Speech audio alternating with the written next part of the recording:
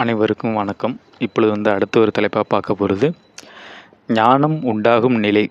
அதாவது உயிருக்கு ஞானம் உண்டாக்கக்கூடிய பக்குவ நிலை எது?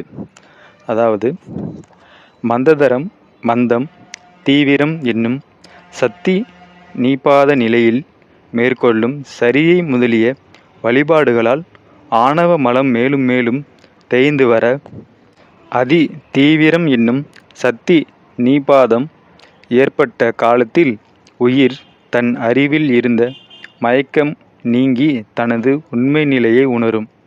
இந்நாளாம் படியாகிய சக்தி நீபாதம் வரும்போது உயிர் உடம்பாகிய சிறையில் கிடக்க அஞ்சும் நிலைமை உண்டாகும். வேற்று விகார விடங்கு உடம்பின் உட்கிடக்க ஆற்றேன் எனவும் வீடகத்தே புகுந்திடுவான் மிக பெரிது விரைகின்றேன் எனவும் வரும் திருவாசக அனுபவ மொழிகளில் எண்ணி பார்த்தால் அதிதீவிர சக்தி நீபாதம் ஆகிய நிலை ஒருவராறு விளங்கும். அந்நிலைதான் ஞானம் உண்டாகுவதற்குரிய நிலையாகும். ஏன் இறைவனை வணங்கி நம்ம பேறு பெறுறோன்னா, அதுதான் முக்தியை தரக்கூடிய ஒன்று.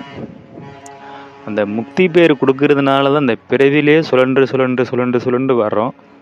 அந்த பிறவியை கலைத்து முக்தியை கொடுக்கறதுனால தான் நம்ம இறைவனை வணங்கி வரவேற்று அவர் புகழ்ந்து பாடி ஆடி பாடி அர்ச்சனை செய்து வழிபாடு செய்து சரியிலே நின்று கிரியிலே நின்று யோகத்தில் நின்று அடுத்து ஞானத்துக்கு போகிறோம். இதெல்லாம் ஏன்னா அவர் முக்தி அளிக்கக்கூடிய ஒருவாறாக விளங்குவதால், அதனால் உயிர்களின் துணை நின்று முக்தி அளிப்பதால் இறைவனை வணங்குகிறோம். ஓகேங்களா? அனைத்து சுகபோகங்களுக்கும் அவர் தான் அதிபதி. அனைத்திற்கும் அதிபதியாக விளங்கும் அவர் பிறவி சுழற்சியை நிற்கிறதுக்கு இறைவன் தவிர வேறு வழி இல்லை, தவத்தை தவிர வேறு வழி இல்லை. ஓகேங்களா? இத்துடன் தலைப்பு முடிவடைகிறது. மீண்டும் அடுத்த ஒரு தலைப்பில் சந்திப்போம்.